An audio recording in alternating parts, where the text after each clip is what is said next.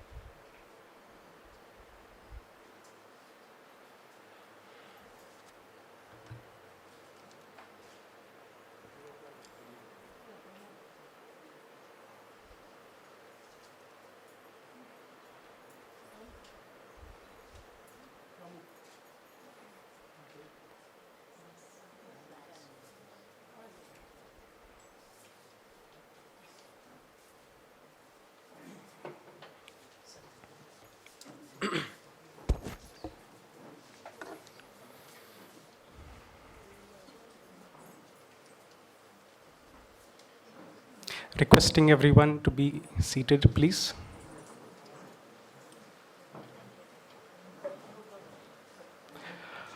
Om Shri Gurubhyo Namaha. We are very honored to extend a very warm welcome to our revered Swamijis, esteemed guests and devotees who have come here to join us for the 35th anniversary of Arsha Vidya Gurukulam, Anikatti. This institution, in the words of Acharya Swamiji, is a living embodiment of Pujya Swamiji's grace. To invoke the blessings of Ishvara upon today's program, we would like to request Sri Swami Sachidananda Saraswati Ji, Acharya, Arsha Vidya Gurukulam, Sailorsburg, and Arsha Vidya Kendra, Bangalore, to offer the inaugural prayer. Please welcome Swamiji.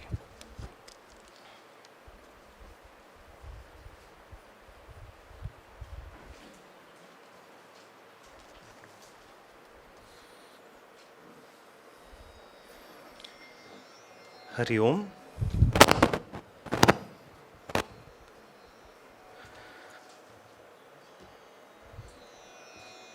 As an invocation of Ishvara's grace, I thought I will use the last composition of Pujya Swamiji, Devi Jnaneshwari, set to Raga Bhageshri, which Pujya Swamiji composed in the year 2014 during Navaratri. So a lot of people still do not know this composition as yet. So I thought this will be an occasion to offer this to Pujya Swamiji as an invocation of his grace and Jnaneshwari's grace upon this Gurukulam and everyone.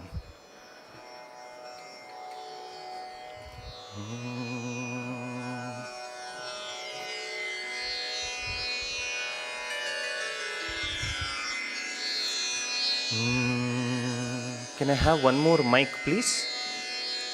Cordless.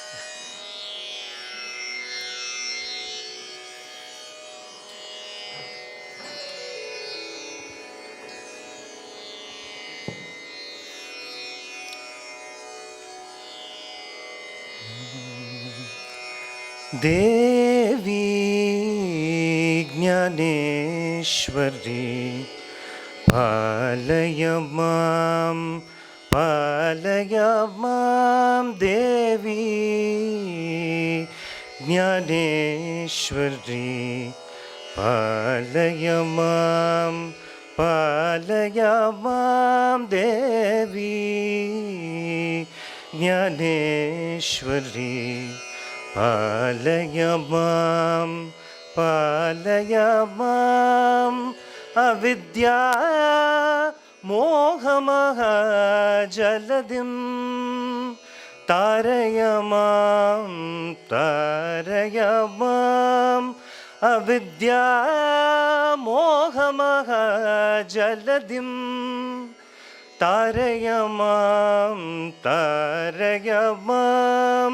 Devi Jnaneshwari Palaya mam.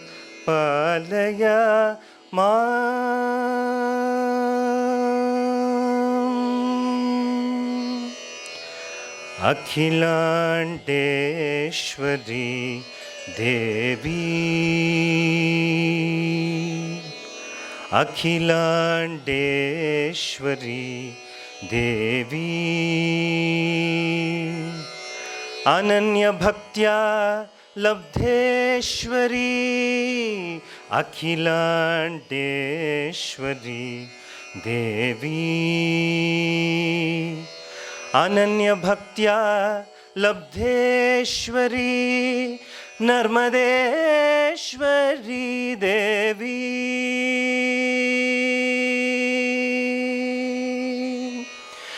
नर्मदेश्वरी देवी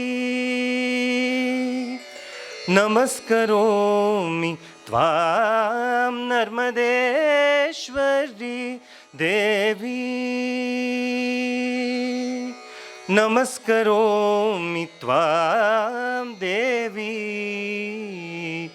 ज्ञानेश्वरी पालय मां पालय माम्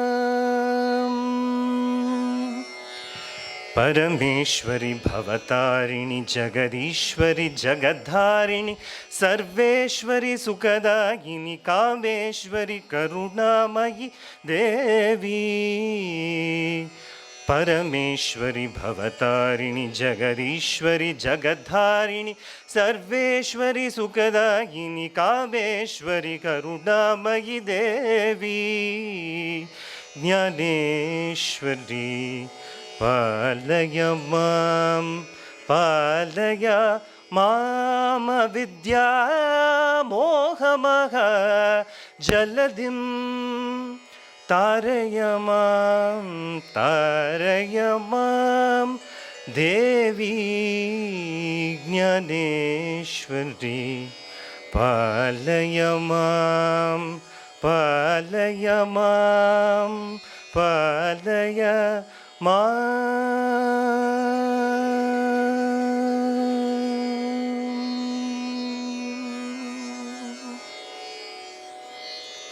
हरि ओम.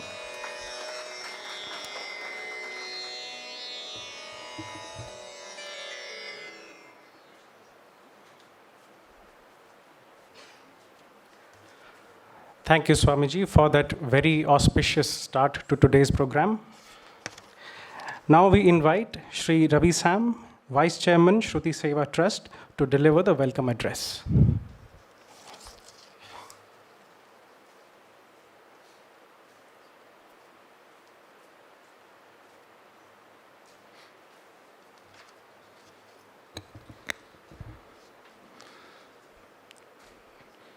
सदाशिवसमारम्भां शङ्कराचार्यमध्यमां अस्मदाचार्यपर्यन्तां वन्दे गुरुपरम्परां.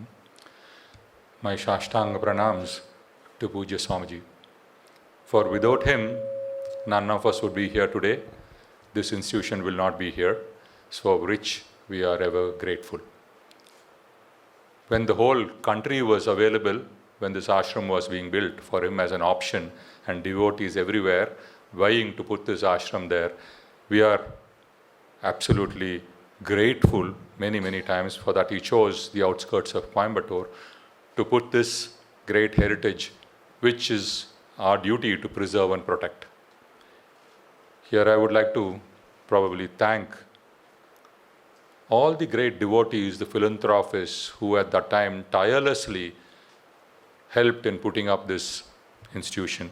Many of them may not be with us anymore, but many of them are there, going up in age and health, but we are always looking forward for their support, their advice, and their knowledge to how to keep this institution growing and going. My namaskarams to Swami Sadatmananda, who is the chief acharya of this institution, who is always there for us, teaching us, guiding us, and has great plans to see that this ashram grows in the future. My special pranams to Swami Sachidananda Saraswati. For everybody who knew Swamiji, I think we would all know him for his tireless seva to Pujya Swamiji. Just as a young bachelor running around doing all the things, but now today Today Swamiji is a Matadipati. Today Swamiji is an Acharya by his own accord, self-taught musician, and I don't know how many instruments he knows to play, and now I think is an extra effort in Silasburg. And Swamiji, thank you very much for being here today. All the Swamis, Swaminis who have learned with Swamiji and who are all here today, my namaskarams to all of them, all the devotees of Pujya Swamiji who are all here today. Again, my namaskarams to all of them and all the inmates of the ashram and the hospital, my namaskaram to all of them too. Swamiji, I think this institution has grown brick by brick. Now it's come to a time when we all have to put all our efforts to see that it grows further. Swamiji is continuously asking us to do a lot of effort, but I hope in the year 2026, I will probably step up to it, take time off my schedules and see that we get more activities happening in Coimbatore. What's happening in the ashram will happen, but what's happening in the Coimbatore, we will take and we will request all of you to support us there. My namaskarams to our chief guest who is here today, Advocate Mr. Nagasubramaniam, N.V. Nagasubramaniam, who is not a stranger to this ashram. And when Swamiji was here, he was here many times for many of the annual days. He is also the chairman of the Ramar Temple in Ramnagar and the chairman of Bharatiya Vidya Bhavan, trustee of Sirduli, among other things. Sir, namaskaram and welcome. To Ms. Pavitra Srinivasan, who is Swamiji's devotee, who is going to give us a performance, a special namaskaram to you too. To all the devotees, namaskaram.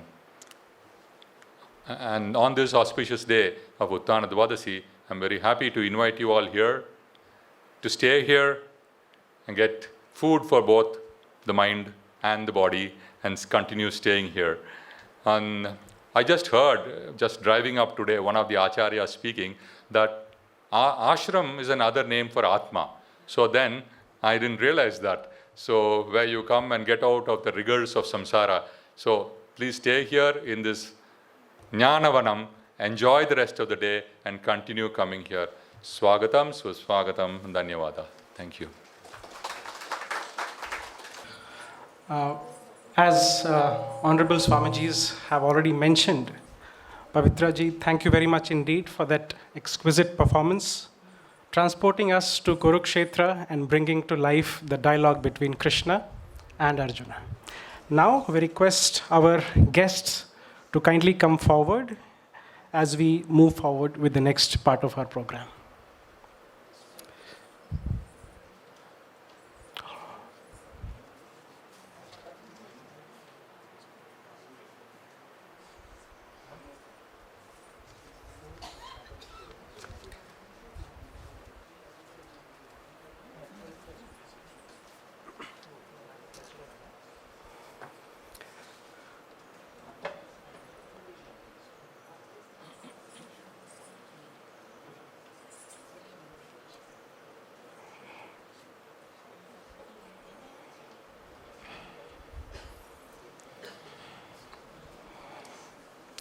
May I request Acharya Swamiji to kindly honor Srimati Pavitra Srinivasan with a token of blessings.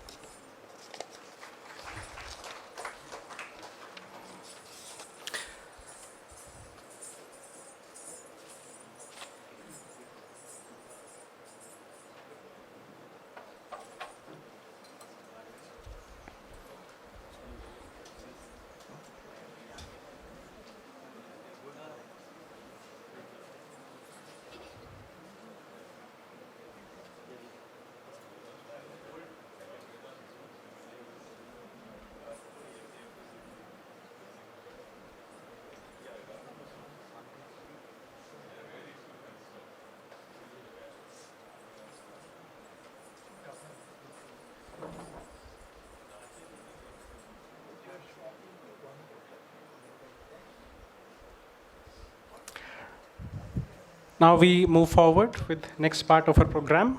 At this juncture, we would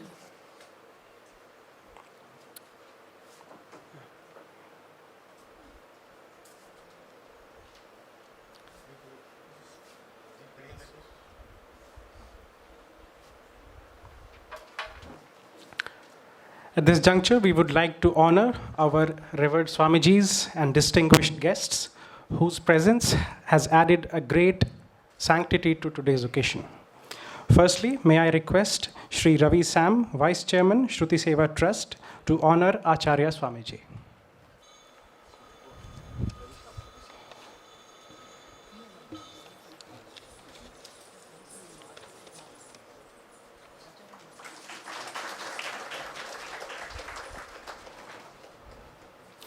May I request Sri Ravi Venkatraman, Secretary, Shruti Seva Trust, to honor Sri Swami Sachidananda Saraswati Ji.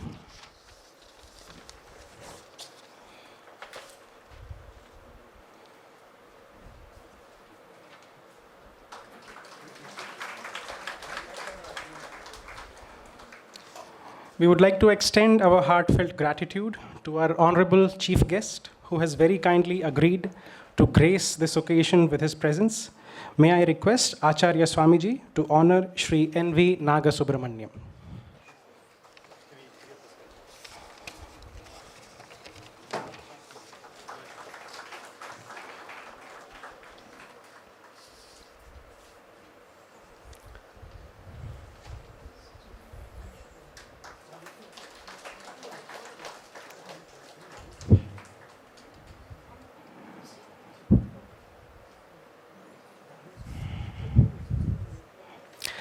May I now request Sri S.B. Venkatraman, Manager, Arshavidya Gurukulam Anikatti, to honor Sri Swami Jagadatmananda Saraswati Ji, Trustee and Advisor, Shruti Seva Trust.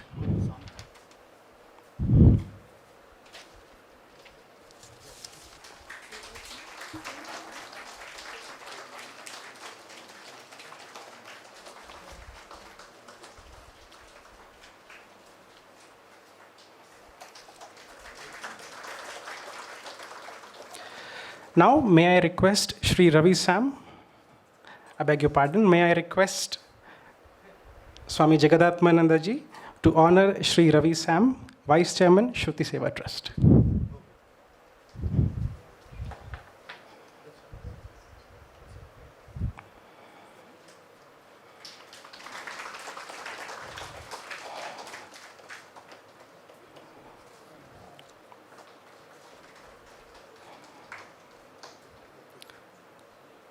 Acharya Swamiji is now requested to honor Sri Ravi Venkatraman, Secretary, Shruti Seva Trust.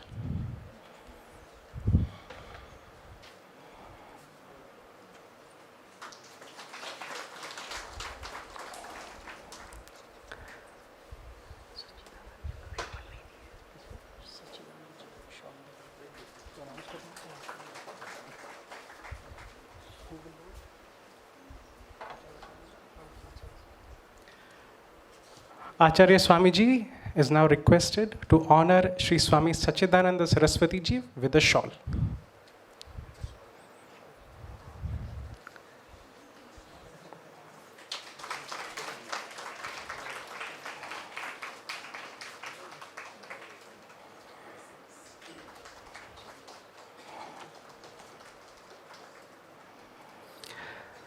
We are happy to have Dr. Saundar Rajan amidst us, who has been instrumental in empowering the local tribals through self-help groups and creating employment opportunities by establishing Daya Seva Sadan in Anikatti. It is also noteworthy that his center was referred to by Honorable Prime Minister of India in his monthly radio broadcast, Man Ki Baat. We appreciate his spirit of inclusivity and seva and would like to request Acharya Swamiji and Honorable Chief Guest to honor Dr. Saundar Rajan with a token of blessings.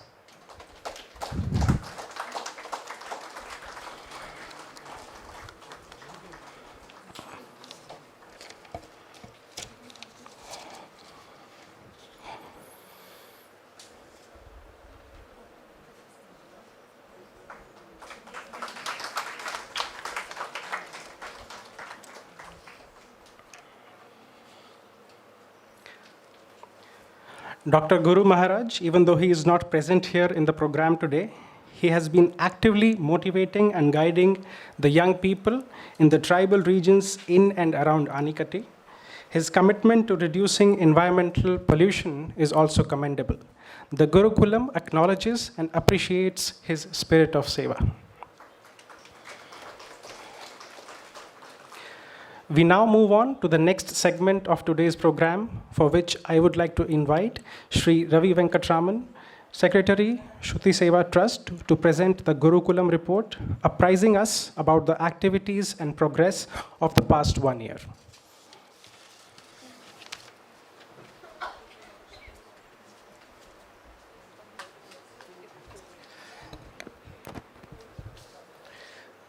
Shri Gurubhyo Namaha.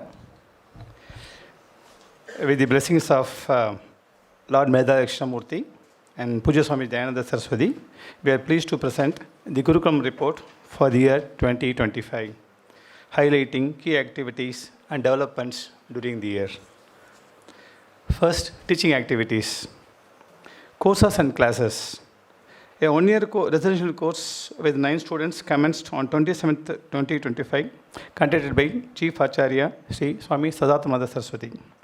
Sunday Vedanta classes are held regularly in English by Chief Acharya and in Tamil by Swamini Vedantananda and Swami Sadhananda. These sessions are open to public. All are welcome to attend that. Regular Vedanta classes are being held at Ashwadya Gurukulam, Sauri Palayam, Coimbatore by Resident Acharya Swami Tattvatmananda. Short-term camps. During the past year, that is in 2025, we have conducted 25 Vedanta camps at the Gurukulam. 9 camps are conducted by the Acharyas of Harshavadya Gurukula Parampara, and other 16 camps were conducted by Acharyas from other spiritual organizations who are associated with Swami Dayananda Saraswati. Ongoing camps. As of today, there are 2 camps which got concluded. One by Kaibal and Unidam Vedanta Retreat by Swami Jagadatmananda. It was in Tamil. And Transcending Dualities. Selected verses from Ashtabhaktra Gita by Swami Sachidananda. Both camps are concluded by today. Upcoming camps. Upadesha Saram by Sri Ramana Maharishi will be conducted by Swami Shankarananda ji from December 4th through December 13th. And there are about 3 camps which are planned from November 2025 to August 2026. This is about teaching activities. Now about Veda Pathashala. With the blessings of Lord Medha Dakshinamurti and Pujya Swamiji, Dayananda Saraswati, Swami Dayananda Veda Pathashala was inaugurated on 21st June 2024. The Pathashala began with about 6 students and 1 teacher, focusing on Atharva Veda. As of now, we have about 16 students and 2 teachers.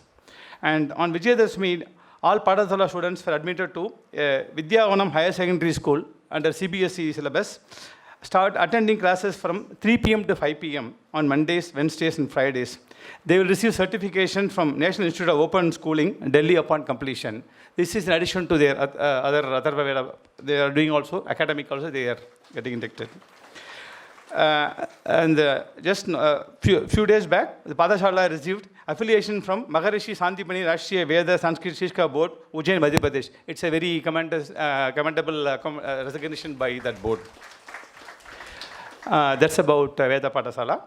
Now, social and educational activities. In addition to our regular spiritual teaching in Veda Pathashala, Gurukulam actively participates in social outreach and educational initiatives.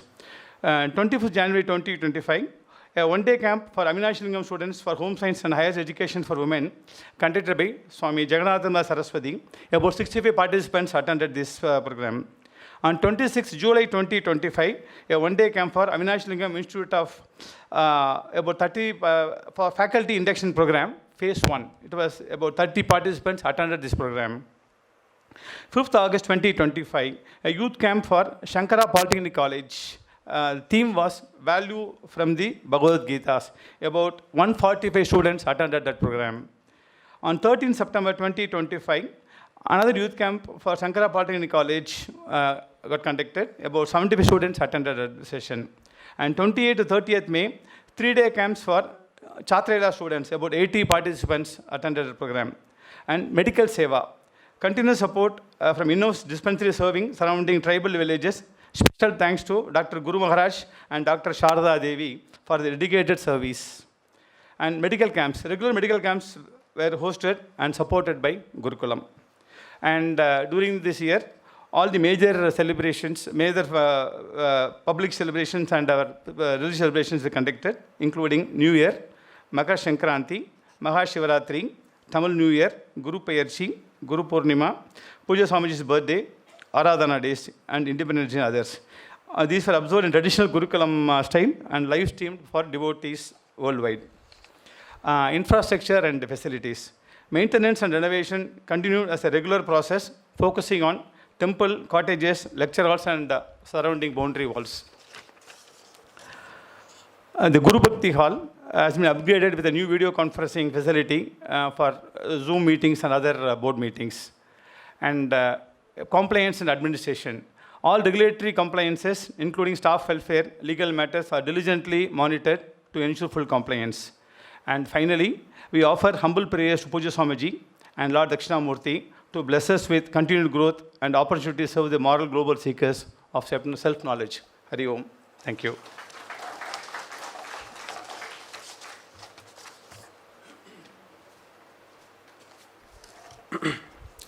Thank you very much. We are deeply honored to have amidst us Shri N.V. Nagasubramaniam, our esteemed chief guest for today's program. Before inviting him to deliver his keynote address, may I take a moment to present a brief account of his distinguished background. Shri N.V. Nagasubramaniam is one of the most respected members of the legal fraternity in Coimbatore. He became the youngest president of the Coimbatore Bar Association at the age of just 42. He has served as the standing counsel for several reputed companies, institutions, and universities. He has also held the position of the president of the Coimbatore Advocates Association during the years 2007 to 2009. At present, he serves as the chairman of Bharatiya Vidya Bhavan Coimbatore Kendra, leading the institution in its noble mission of preserving and promoting Indian culture and values through education.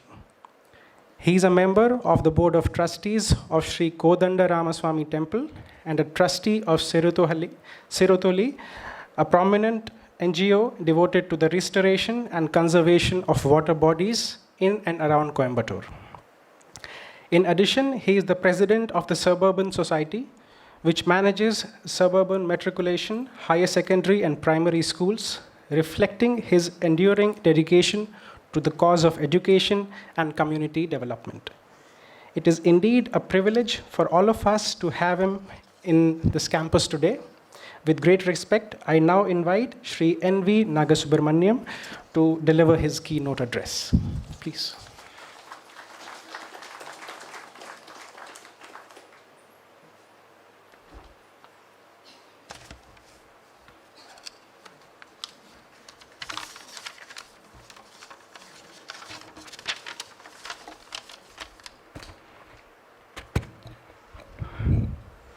My namaskaram to all of you. At the outset, I would place my Sashtanga Namaskarams at the lotus feet of Pujya Dayananda Saraswati Swamiji and invoke his blessings before I begin. I also convey my Namaskarams to Swami Sadatmananda Ji, Swami Sachidananda Saraswati Swami, Swami Jagadatmananda Saraswati Swami, other Swamis and Swaminis present here, and all the elders present here. My greetings to the young Vedic students, devotees, and guests. Swami Dayananda Saraswati was a leading light in the field of spirituality.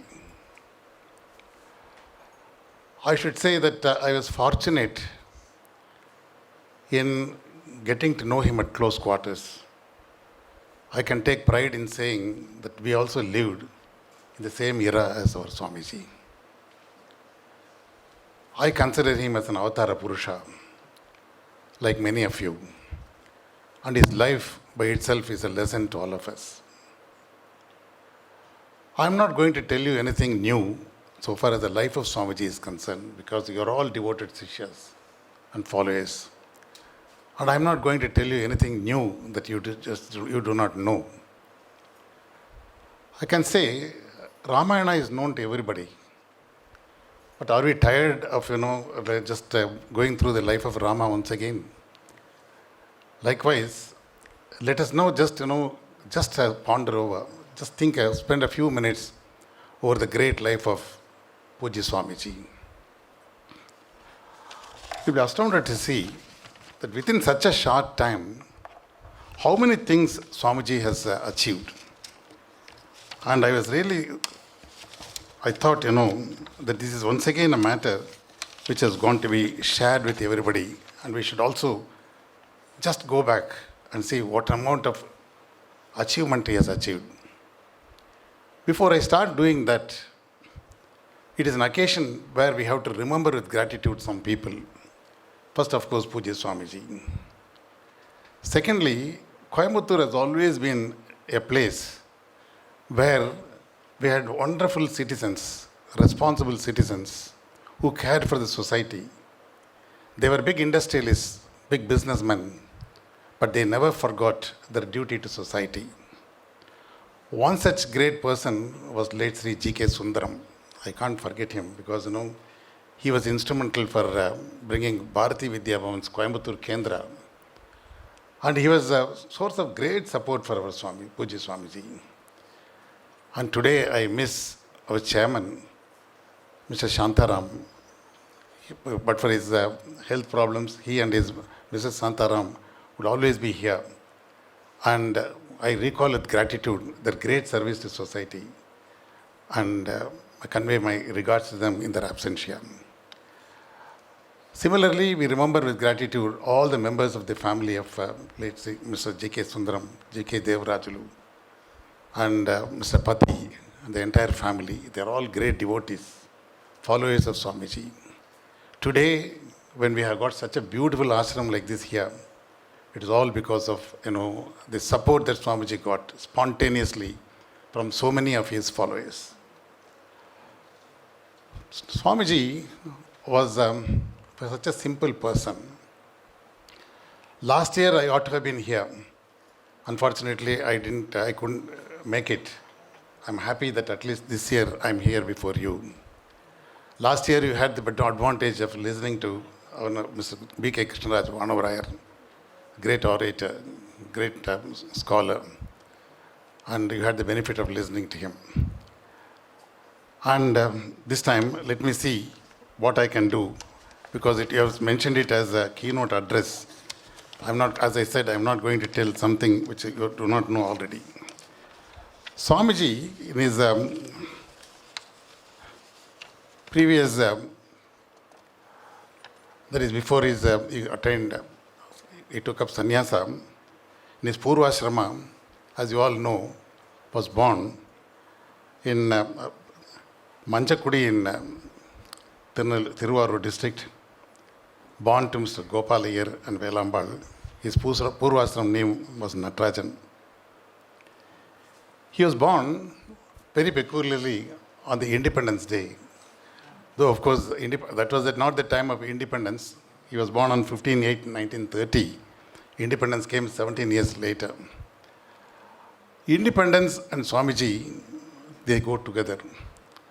Yesterday, I was attending a meeting in which one of the speakers, it was an important meeting, one of the speakers was saying that I am before a very knowledgeable gathering. I have to address them with fear. I thought if that was the case, then today this hall is full of, erudite scholars, spiritual masters, great devotees of Swamiji.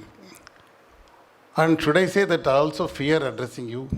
If I say that, I will be doing a disservice to Swamiji.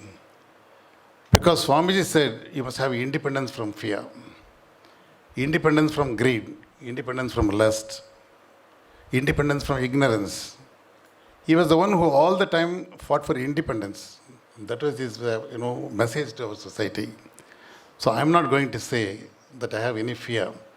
All that I'm going to say is I'm addressing you with great respect, with caution, knowing fully well that I am before a gathering of erudite scholars and very knowledgeable persons. Look at the life of Pujya Swamiji.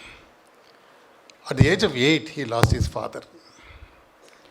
He joined the district board school and went to Madras after completing the schools and learned typewriting, imagine that. And joined in the publication of Dharmika Hindu, a publication where he became editor also subsequently.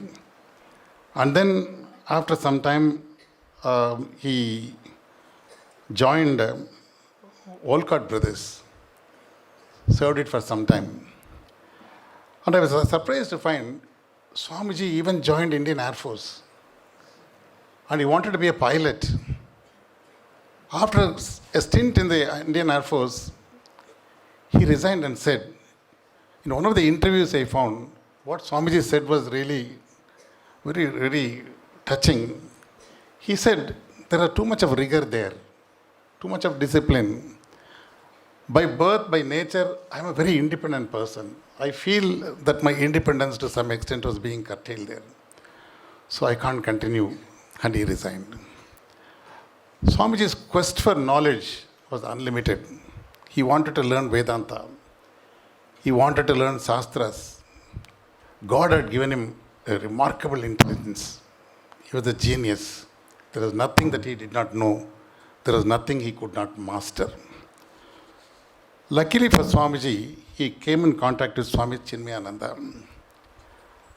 I should say with all humility that Swamiji was the beneficiary, no doubt, but the bigger beneficiary was Swami Chinmayananda himself. Because Swami Chinmayananda immediately spotted here was very big talent. And we must make full use of him. And he gave him the responsibility of developing the Bombay branch of under Chinmaya Mission, where Swamiji put his heart and soul into that and became the editor of Sandinipati, that is our magazine. He continued his work with the magazines and did yeoman service to the ashram of Chinmaya Mission. And he became very popular. Then what happened was, he learnt Vedas. He went to Andhra Pradesh and sought his gurus, learnt everything that you can think of. Vedas, Upanishads, Brahma Sutra. Think of anything containing that is related to spirituality. Swamiji mastered. He was in Rishikesh for 3 years and was taking, during this stay in Rishikesh, what happened was he came in contact with Tarananda Giriji and learnt Brahma Sutra from him. And he attained sannyasa. He assumed sannyasa. It was given to him on a Sivaratri day through Chinmayananda ji, became a sannyasi. Then spent years and years in Himalayas. In one of his talks, Swamiji says, while giving tributes about our way of life, he says, I went to Himalayas having no problem whatsoever. There were choul trees all over and people took care of me. I just went to Himalayas. That is our our Hindu culture, that is our Bharatiya culture, where there are choul trees and people to receive you with open arms. So I had no difficulty in reaching Himalayas, that is what Swamiji says. So after the stint in Himalayas, he came back. Then he had a huge following of worshippers, that is, devotees. So he had to go different places, address them, take the knowledge to everybody. Who am I is the question that is often asked in Vedanta. Swamiji felt, you are a complete person. And only thing is, the purpose of Vedanta is to bring out that knowledge, to realize that you are the complete person. and you are the whole. It is already in you. And to make you realize that is the purpose of education. And he wanted this education to reach every nook and corner. And that was soon, he was attracted to so many places. He had no barriers of distance. He went to US, formed 4 establishments. And Saylorsburg, because I had the good fortune of going to Saylorsburg also, where I have listened to Swamiji. Then, of course, Rishikesh is there. And then one in Nagpur, and one this.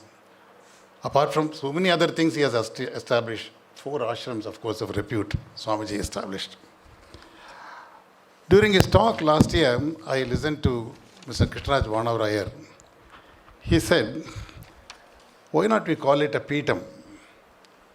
Arshavidya Peetam at Anaikatti. He said, in fact, during his talk, I just heard about it. I listened to the talk. Mr. Vanavarayar is a very erudite scholar. When he said something, I give greatest respect for him.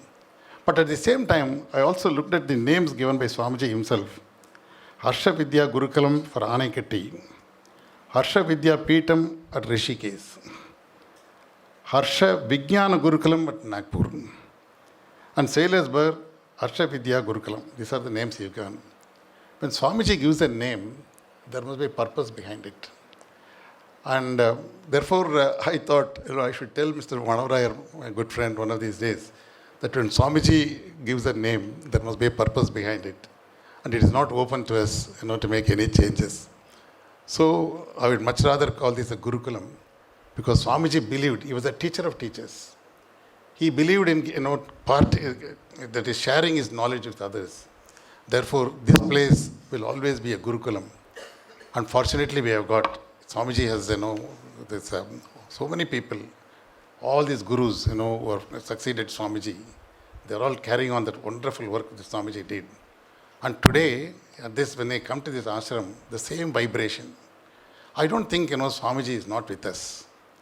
One of my friends told me that when Swamiji became very old, that is very sick, and was expecting that his end was near, he told his followers, don't worry, this body is becoming useless.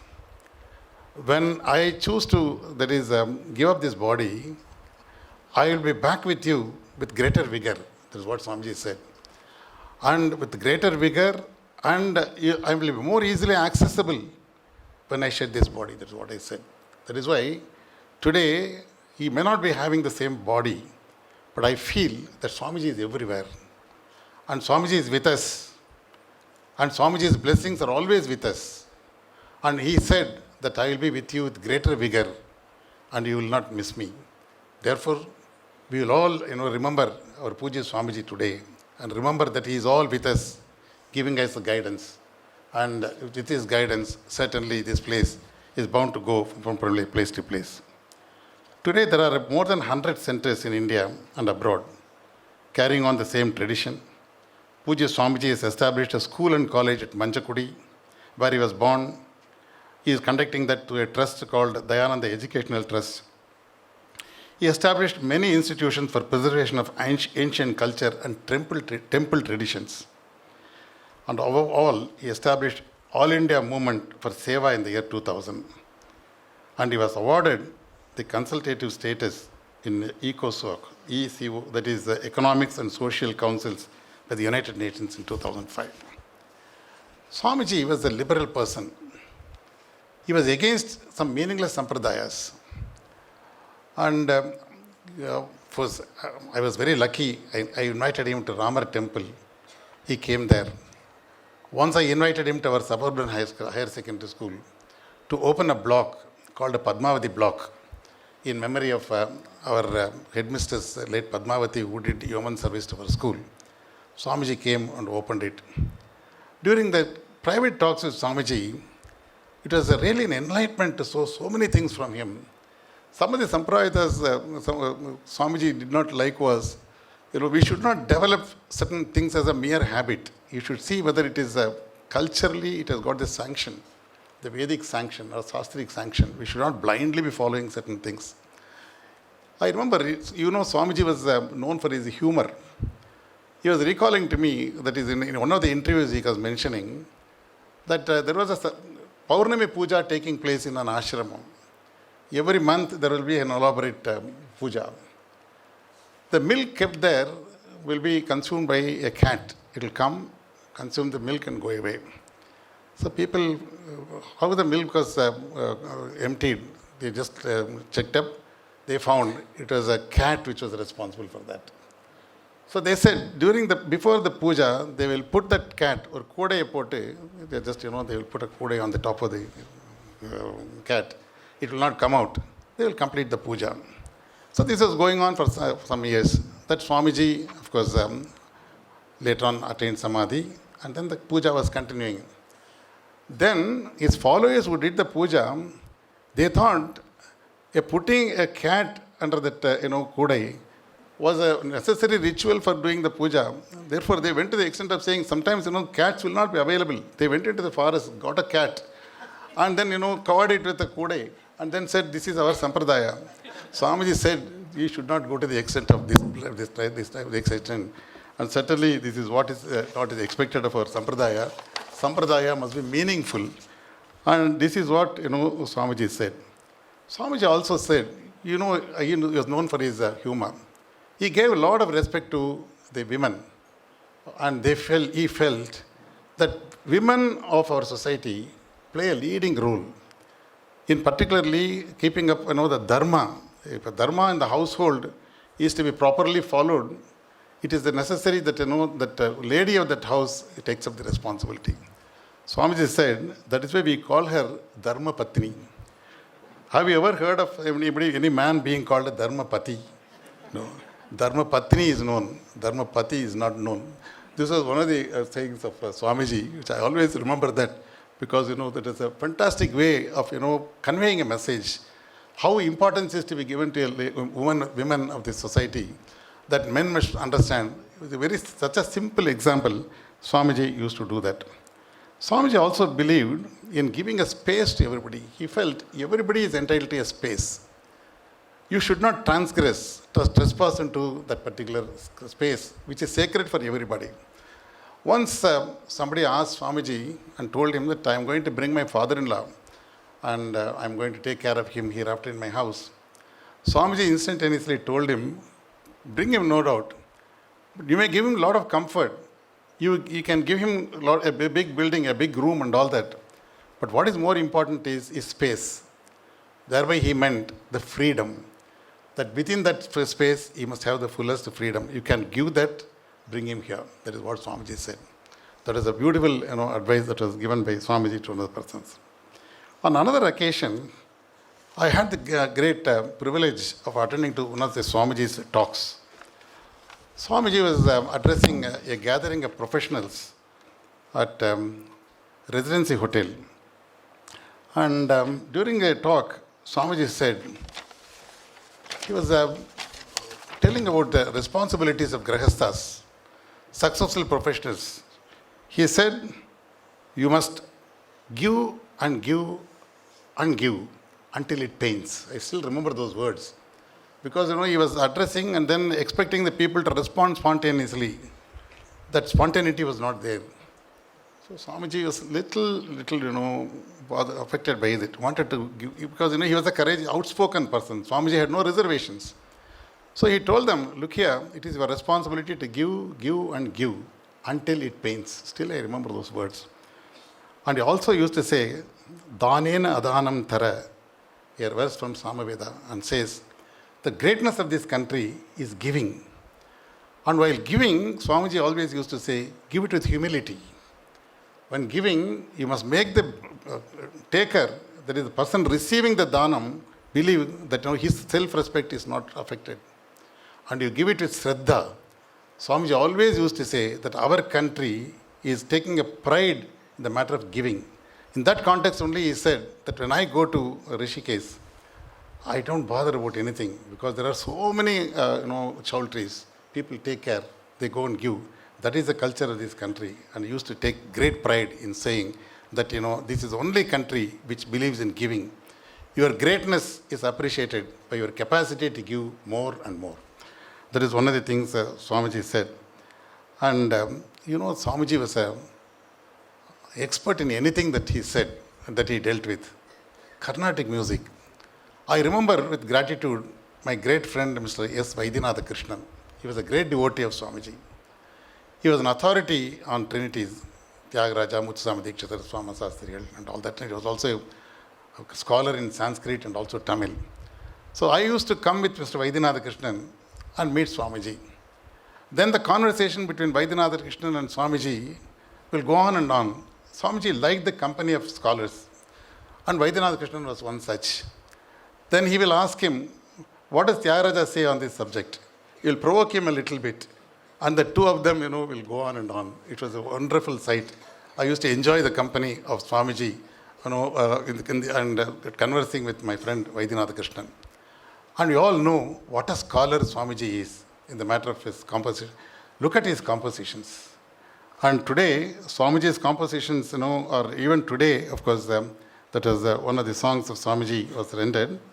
And it was really, really wonderful. And it's Om Sambho Siva Sambho Swayambho, that song, that reverberates. Whenever that song, is played, then, we are really moved with emotion. So much was the knowledge of Swamiji on Carnatic music. Like any other matter, he just, that was the supreme knowledge of Swamiji. One few things I just wanted to just recall by way of Swamiji's achievements. And he had no, prejudice against any religion. But it is my duty, I am not here, to say anything controversial. But Swamiji firmly believed that conversion was, an aggression. He said, you cannot have a conversion. He said Swamiji was particularly of the view that you can't take advantage of the poverty of somebody and then forcibly convert him. He felt, conversion is not expected that way. And somebody said, during a question hour, somebody asked Swamiji, Hindu religion, is it tolerant towards other religions? Swamiji was a little provoked.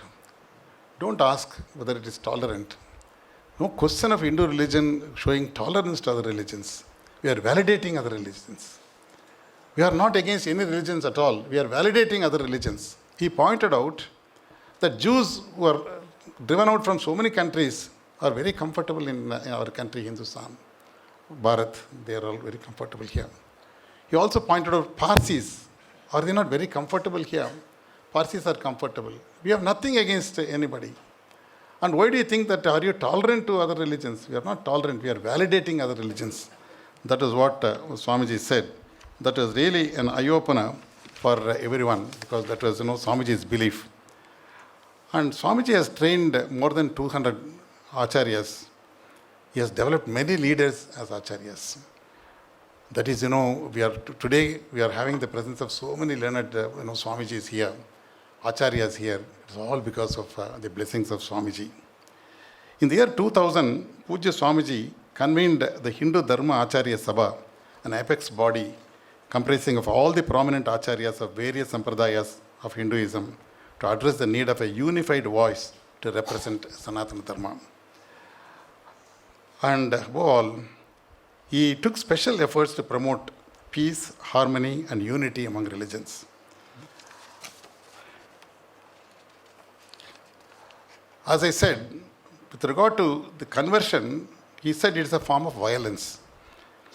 During one of his talks, he said, I call it a violence because it causes pain to the individual, it causes pain to the family, community, and implies the destruction of a cultural identity. That is what he opposed. But at the same time, he quickly pointed out that every human being is entitled to follow any religion of his choice.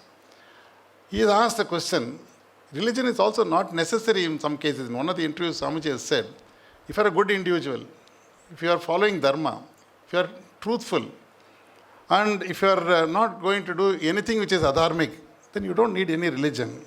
Once he said it. Then why religion? Then why the Sanatana Dharma, why is it is offered to people? He said, if you can offer something which nobody else can offer, then it is a good religion to be offered. That way, he said, we are offering Hinduism, that is Sanatana Dharma, to all people. Even to that righteous individual who is already following Dharma, we are offering this because it's the only religion which says that you are already a complete person. And there is this Atma is indestructible. And you are a complete person. This concept that you should come out of this ignorance, any other ignorance, and then realize this fact. This is a concept which we are taking. Therefore, we are offering you something special. That is the speciality of a religion. This was what Swamiji said. And I just noted down some of the, Swamiji's books and the topics on which, Swamiji spoke. And I was really, some of the topics itself, that the heading, that head note itself is sufficient to show the depth of his books. One book is called Can We? Conversion is Violence, on Guru Purnima. Do all religions have the same goal? Dhanam, Japa, movements with Krishna, and Hinduism and its uniqueness, Purnamada Purnamidam, action and reaction, crisis management, exploring Vedanta, freedom from sadness, freedom from stress, freedom from relationship, that is freedom in relationship, friendship, the essence of Vedic marriage, fundamental problems, vision of Vedanta, insights, introduction to Vedanta, teaching of Bhagavad Gita, vision of Gita, Kenopanishad, Mundaka knowledge of actions, living versus getting on, Mahakavi Vichara, morning meditation, prayers. What is meditation? Look at the topics. If any person pursuing the Sanatana Dharma or wanted to know more about himself, can there be better topics than this? Doesn't stop there. Living intelligently, practical problems also. Successful living, discovering love, value of values, need for cognitive change, Vedic view of way of life. All these topics on the way of life only, Swamiji.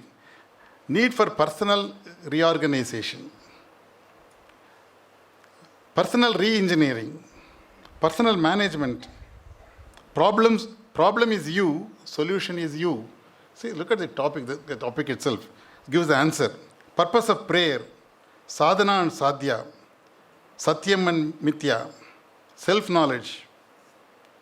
And of course, there are other topics like Rudram, Dakshinamurti, so on and so forth. I don't think, in the recent past, I can just, he was like a Vivekananda. He's a complete, that is, is unparalleled. We are all lucky that we got in touch with him. We got to know him at close quarters. Such great people, despite all their greatness, they just, move with you as if you are equal. Are we his equal? Where is Swamiji and where is his level and what are our levels? But still, Swamiji made you very comfortable. When he came to you, and when he visited your house or when he visited the place where you invited him, he'll make you feel very comfortable, feel at home. And that is Swamiji's greatness. Because he never ever, tried to tell you that he was great. And his greatness was there for everybody to see. Today, what is the need of the hour? What is the message that we can give to ourselves? Swamiji is with us. Let us remember that. Let us not go with the feeling that Swamiji is not there. Swamiji is very much with us. Secondly, all the work that has been commenced by Swamiji has to be continued. Mr. Ravi Sam in his welcome address very clearly said he is going to take time from his busy routine and then he is going to really involve himself in the activities of our ashram. I'm very happy. When Mr. Ravi Sam says something, I know it will be done because he belongs to that family of J.K. Sundaram. And he means what he says. He is not one of those persons who will say something for pleasing the gathering. And when he said it, I was so happy it is going to happen. And we are all, Swamiji, with you. You are giving such a wonderful leadership. Like, in the Ramayana war, all the squirrels, the anil, they all, contributed something in a small way. Be assured that all of us are with you. And it's a big, that responsibility that you have undertaken. And you are not going to be alone, Swamiji. Apart from the blessings of the Pujya Swamiji himself, you got a huge, all his devotees are right behind you. Whatever ideas that you have, please implement them. All the incomplete work of Swamiji, if any, we will all strive to complete all those things. We will have the blessings of Swamiji in plenty, and his blessings will give us good light, good direction, and we will be able to know that we will be able to achieve whatever Swamiji really intended us to achieve. And certain things can be achieved only by certain people. It is not given to everybody, to undertake everything. Unless you are destined, you cannot indulge in dharmic activities as well. Because our mind will go round and round, and only on material things. So when we are all assembled here, that means we all really, people who really care for this institution. We are all great devotees of Swamiji. We are proud to say that we are devotees of Swamiji. With this humble, request that we will continue the great work of our Pujya Swamiji, I conclude by saying, Swamiji, I am beholden to all of you. And the Master of Ceremonies said that Swami Sadananda ji will honor the chief guest. I didn't want to take any objection at that point of time. You are not honoring me, Swamiji. You are only blessing me. When you put the garland, I took it not as an honor. It was your blessing to me. We seek the blessings of all of you, the Swamijis here. You are all blessed souls, and you are entitled to bless us. Every Swamiji here, every Swamini here present, we need your blessings. That is what we want, not any honoring from you. We are all humble followers of Swamiji. These kind words, thank you very much for giving me this opportunity.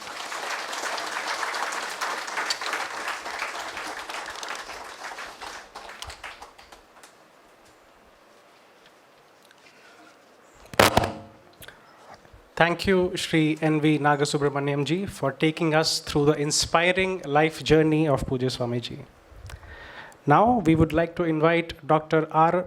Parthasarathi, Chief Medical Officer, SDJ Ayurvedalaya, Anikatti, to present the report highlighting the service rendered in the field of Ayurveda.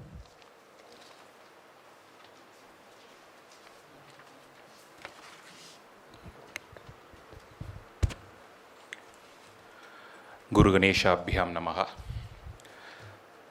Humble pranams to the lotus feet of Pujya Swami Dayananda Saraswati ji, and humble pranams to all the distinguished dignitaries on the dais, and humble pranams to all the office bearers of our Shruti Seva Trust and Swamini Ammas, Swamijis, and everyone gathered here. Actually, it's quite difficult and not that easy for me to talk something after such a mesmerizing talk by our chief guest. I'm totally engrossed. I'm still not out. I'm still in the hangover of the talks, actually speaking. The talk was not just giving us some new perspectives of new lessons about Pujya Swamiji's life. We also relived those good old days. And actually speaking, we got a lot of snippets and teachings of Swamiji by hearing this talk. Thank you so much for the wonderful talk, sir. It was nice. Thank you so much. So it actually gives us an immense joy to share the journey of SDJ Ayurvedalaya, Swami Dayananda Jayavardhanavelu Ayurvedalaya, as we stepped into our 12th year of operations this June. So to mark this special milestone, we had elaborate pujas and homas as we do it every year. And we all do this to seek the blessings for continued healing and growth. Over these 12 years, SDJ Ayurvedalaya has grown into a name trusted by people from across the world, known for the authentic and classical Ayurveda treatments. At the time where Ayurveda is often seen as a short weekend relaxation and rejuvenation treatments, we have consistently upheld a true medical value by offering treatments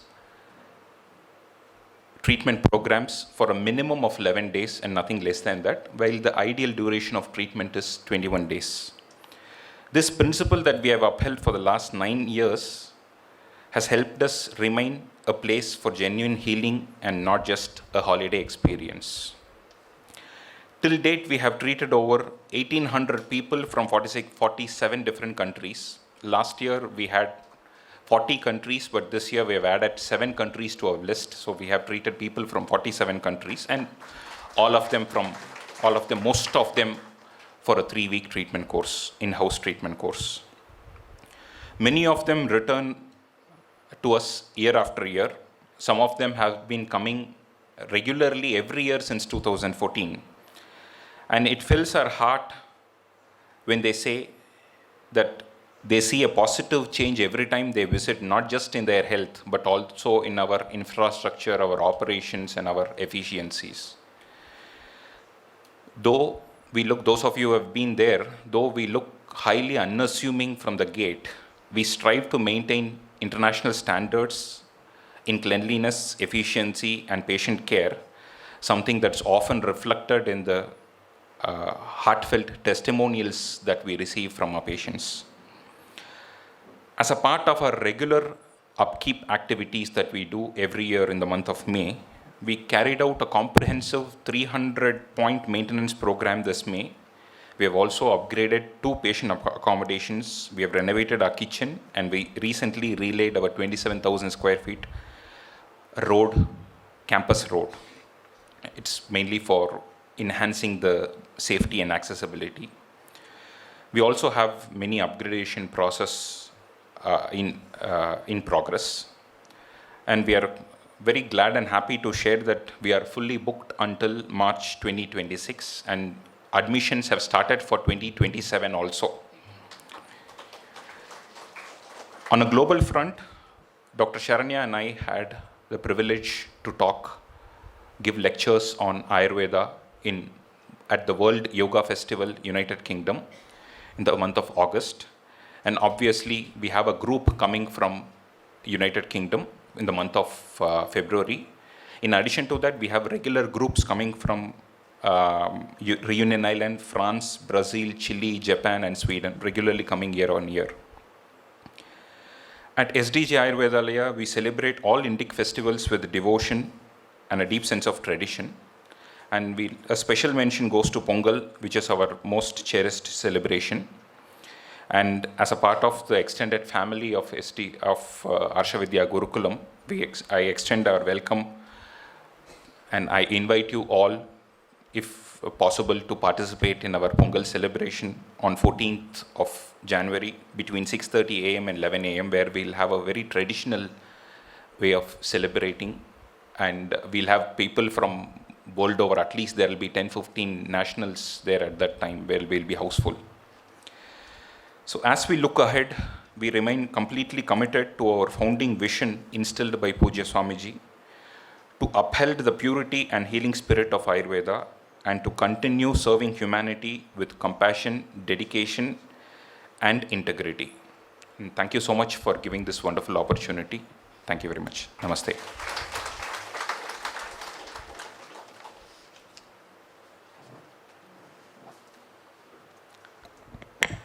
We have amidst us Sri Swami Jagadatmananda Saraswati Ji, Trustee and Advisor, Shruti Seva Trust. Swamiji conducts classes on Vedanta and values in English and Tamil, and has been closely associated with the Gurukulam for a length of time, and has been one of the most important pillars of this institution. We request Swamiji to kindly deliver his Anugraha Bhashanam.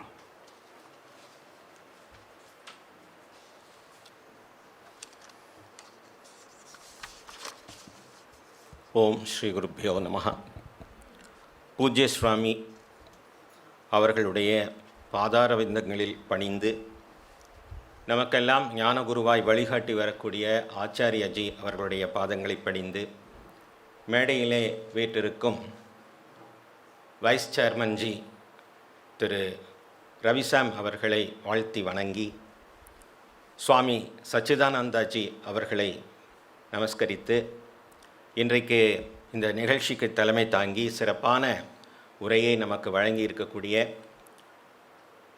Chief guest நாகசுப்ரமணியம் G அவர்களுக்கும் நம்முடைய நமஸ்காரங்களை தெரிவித்துக்கொண்டு, இங்கே விஜயம் செய்திருக்கக்கூடிய அனைத்து சுவாமினி சுவாமிஜி அனைவருக்கும் பூஜ்ய சுவாமிஜி அவருடைய வழிகாட்டுதலிலே அவர்களோடு நெருங்கி பழகி இன்றும் அவருடைய நினைவை மறக்க முடியாமல் அவரை வாழும் தெய்வமாக வழிபட்டு கொண்டிருக்கிற அனைத்து பக்த பெருமக்களுக்கும், மேலும் மேலும் இந்த ஆன்மீக மெய்ஞானத்தை கற்றுக்கொள்ள வேண்டும் என்கின்ற ஆர்வத்திலே தொடர்ந்து இந்த ஞானப்பள்ளியிலே படித்து வருகின்ற அத்துணை மாணவர்களுக்கும் மாணவிகளுக்கும் அனைத்து விருந்தினர்களுக்கும் இந்த 35வது ஒளிமயமான பிரகாசமான இந்த 35வது வருட விழாவிலே அடியேனும் பங்கேற்று உங்களோடு கலந்திருப்பதிலே பெரிதும் மகிழ்ச்சி கொண்டு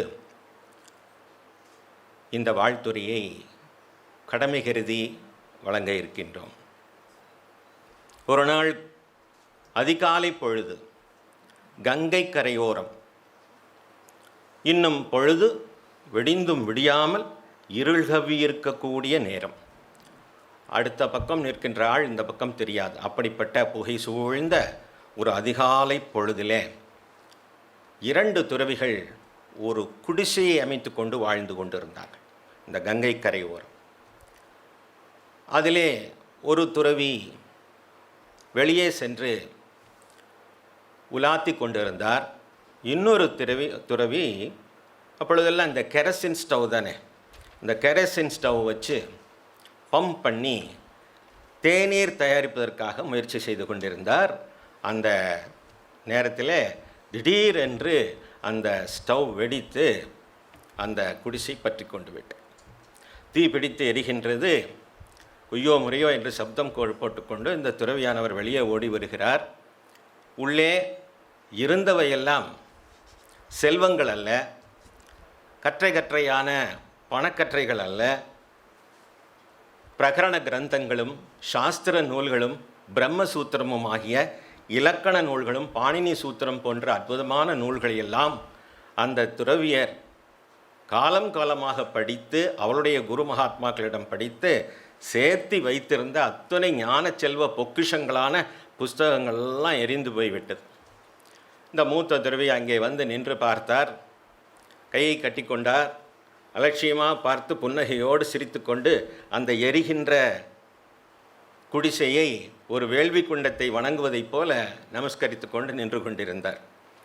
இந்த 2வது அந்த தீயை ஏற்படுத்திவிட்ட அந்த துறவி ஓடி வந்து, சுவாமி மன்னிக்க வேண்டும், என்னுடைய அறியாமையினால் இந்த தீ பிடித்து நம்முடைய புஸ்தகங்கள்லாம் அழிந்து போய்விட்டன என்று சொன்னார். அப்பொழுது அழியக்கூடியது அழியத்தான் செய்யும் என்று சொன்னார்.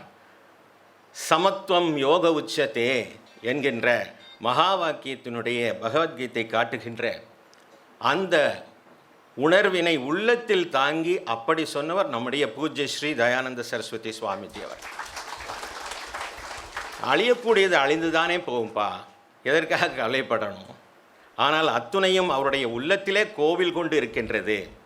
ஆகையினாலே இந்த ஒரு பகுதி சுவாமிஜி அவர்கள் எழுதி வெளிவந்த மனம் மலரட்டும் என்கின்ற நூலிலே முதல் பகுதியாக அமையப்பட்டிருக்கிறது. நீங்கள் எல்லாம் அதை வாசித்து பார்க்கலாம். அவ்வளவு அற்புதமான கருத்துக்களை சுவாமிஜி அவர்கள் அந்த நூலிலே தெரிவித்திருக்கின்றார்கள். அழியக்கூடியது அழியதானே செய்யும், அழியாதது எது என்று நீ அறிந்து கொள்ள வேண்டும் என்கின்ற நித்திய அனித்திய வஸ்து விவேகத்தை சுவாமிஜி அவர்கள் அங்கே உணர்த்தி இருக்கின்றார்கள். அவருடைய மனம் எப்பொழுதுமே ஆனந்தமயமாகவே இருந்து கொண்டு இருப்பதை நாம் பார்த்து கொண்டே இருந்திருக்கிறோம். எவ்வளவோ உடல் நோய்களினாலே அவர் துன்பப்பட்ட பொழுதும் அவருடைய புன்னகை மாறாத அந்த வதனம் இன்னும் நம்முடைய கண்களிலே இருந்து கொண்டிருக்கிறது.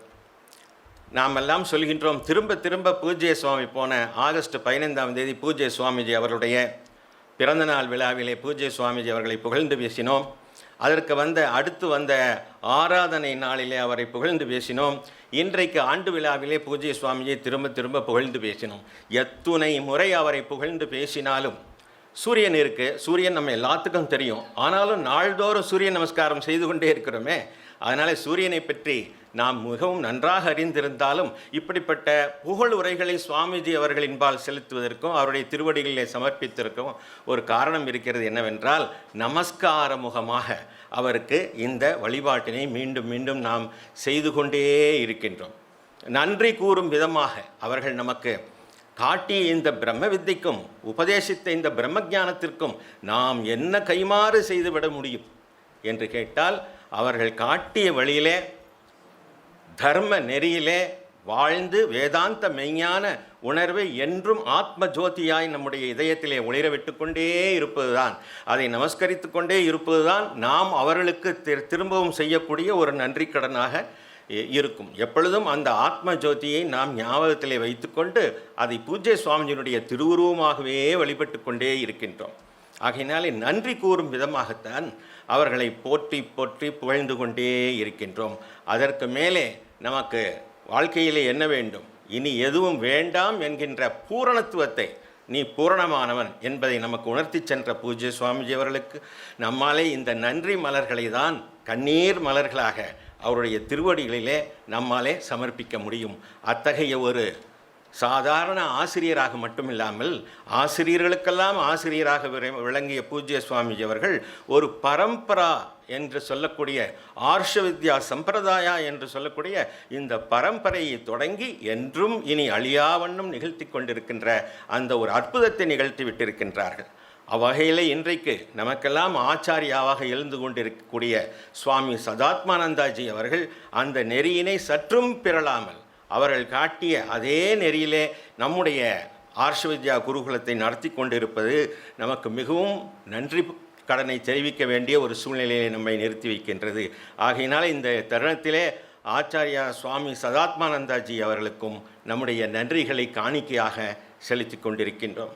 அதே போல் நம்முடைய சேர்மன் அவர்களும், இங்கே வந்திருக்கக்கூடிய வைஸ் சேர்மன் அவர்களும், மற்றும் உள்ள நம்முடைய அறங்காவலர்கள் அனைவரும் நம்முடைய ஆர்ஷ வித்யா குருகுலம் ஸ்ருதி சேவா ட்ரஸ்ட் என்பதனுடைய வளர்ச்சிக்காக பல்வேறு விதமான திட்டங்களையும் வழிகாட்டுதலையும் நிகழ்த்தி கொண்டிருக்கிறார்கள்.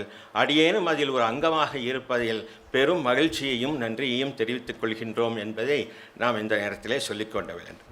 பூஜ்ய சுவாமிஜி அவர்களுடைய மிஷன் எஸ்டாப்ளிஷிங் தர்மா, பூஜ்ய சுவாமிஜி அவருடைய விஷன் வேதாந்தா, இந்த இரண்டு விஷயங்களையும் விஷன் வேதாந்தா, மிஷன் தர்மா என்ற இரண்டு விஷயங்களையும் நம்முடைய இரு கண்களாக எடுத்துக்கொண்டு தொடர்ந்து இந்த பயணத்தை மென்மேலும் வெற்றிகரமாக நிகழ்த்துவதற்கு எல்லாம் வல்ல மேதா தட்சிணாமூர்த்தி சுவாமியும் வணங்கி, இந்த பயிற்சியிலெல்லாம் கலந்து கொண்டிருக்கின்ற வேதாந்தம் இன் தமிழ் என்று சொல்லக்கூடிய இந்த வேதாந்த பயிற்சியில் கலந்து கொண்டிருக்கக்கூடிய நம்முடைய மாணவர்களுக்கும், ஒரு வருட வேதாந்த பயிற்சியிலே கலந்து கொண்டிருக்கின்ற அத்துணை மாணவர்களுக்கும், அவ்வப்போது நிகழ்கின்ற அத்துணை கருத்தரங்களிலும் பயிற்சி அரங்கங்களிலும் வந்து கலந்து கொள்கின்ற எல்லோருக்கும் மனமார்ந்த நல்வாழ்த்துக்களையும் நல்லாசிகளையும் தெரிவித்துக் கொள்கின்றோம். மென்மேலும் இந்த ஆன்மீக பணி தொடர பூஜ்ய சுவாமிஜியினுடைய அருளை வேண்டி பிரார்த்தனை செய்து வாழ்த்துக்களை தெரிவித்து நிறைவு செய்கின்றோம். நன்றி. ஓம்.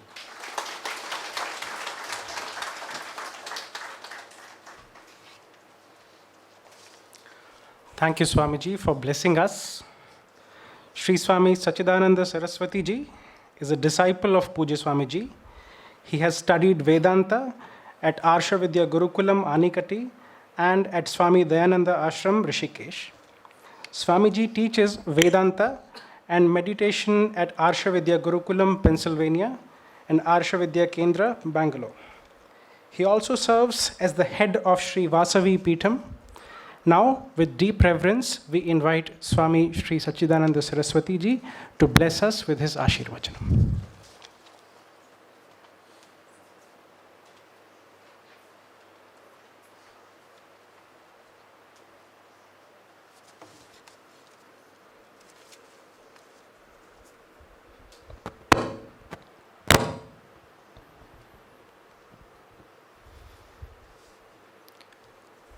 दयाकरं दयाकारं दान्तं धर्मप्रवर्तकं प्रणमामि दयानन्दं मदाचार्यवरं परम्. I offer my deep respects and pranams to Pujya Swami Dayanand Saraswati Ji, our revered Guru. My pranams to Acharya Ji, Shri Swami Siddhatmananda Ji. My Om Namo Narayanaya and pranams to all the disciples of Pujya Swamiji, Swamini Jis and Swamijis present here. Hari Om to Shri Ravi Sam. My greetings and Hari Om to Shri N.V. Nagasubramanya Ji, Chairman Shri Bharati Vidya Bhavan, Coimbatore. My greetings to one and all who has been associated with Arshavidya Gurukulam, our long-term course students, every staff member, cooks, housekeeping staff, security staff, technicians, all of us who are helping us to run this Gurukulam, and all the devotees, students from Coimbatore and who are attending these retreats here, and one and all associated with Arshavidya Gurukulam. I also see Prema Auntie, that's what I used to call her.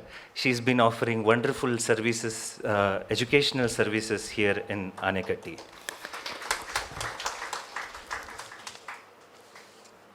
Today, we have gathered here to celebrate 36 years of Arshavidya Gurukulam. I feel it's just not marking the passage of time. What we are celebrating today is the passing of timeless wisdom of Vedanta, Advaita Vedanta, which is happening here in this sacred Gurukulam.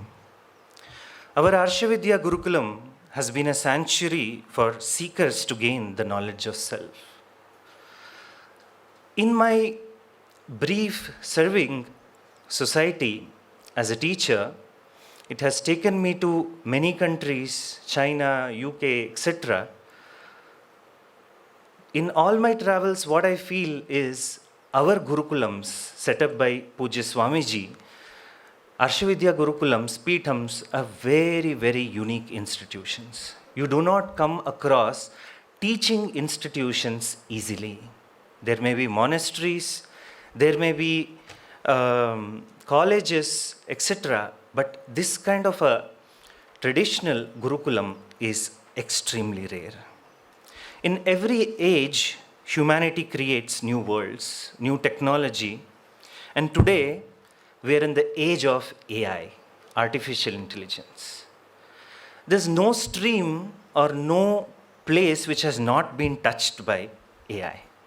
And today, even in the Advaita Vedanta context, when you use these large language models, so much of Vedantic texts are also uploaded, and AI is able to help us, or rather in whatever way, I do not yet know, it's too early to say, help us or whatever. We can use this technology in order to really get to know or study even our Shastric knowledge. Today, AI can give you etymology of any Samskrita word. You need not sit in the libraries and look for etymology of any word. Today, you can refer to hundreds of academic texts on Vedanta, hundreds of traditional commentaries, bhashyas, tikas, tippani, which has been integrated into AI. In fact, some of the tools can give you more information about Sanskrit, etc., than even most learned scholars in that field. That's the hard truth that the technology has taken us. In fact, I recently come across one of the students or somebody who's been following Swami Paramarthananda Ji. He has fed more than 2,500 pages, 25,000 pages of transcripts from Swami Paramarthananda Ji's lectures, more than 47 books and audios, and made a chat bot. Ask Paramarthananda Ji or something like that. So you can type, what is dharma? So it will search all these 47 books, 25,000 pages, and gives you an answer within a fraction of a second. And if you see, it quite aligns. It can also give in what page number Swamiji has spoken about it.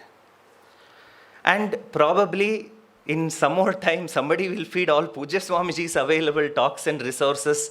We may also have a chat bot, ask Dayananda anything. But we are still in the kindergarten, earliest stages of AI. If Vedanta was all about information, we don't need acharyas anymore probably, because AI can give you all the answers. If Vedanta was not just about Sanskrit scholarship and words, I think even at the early stages of AI, what we have is just enough to study the texts. But what does this sampradaya set by Pujya Swamiji and all the acharyas starting from Shankara, a Gurukulam like this, what does it provide? What does the Parampara provide? Parampara has something far greater than what best of AIs can offer. The best of AIs can offer you information, analytics, etc. But what the Sampradaya offers is not just information, but transformation. So Gurukulam, if you want to clap, you can clap heartily.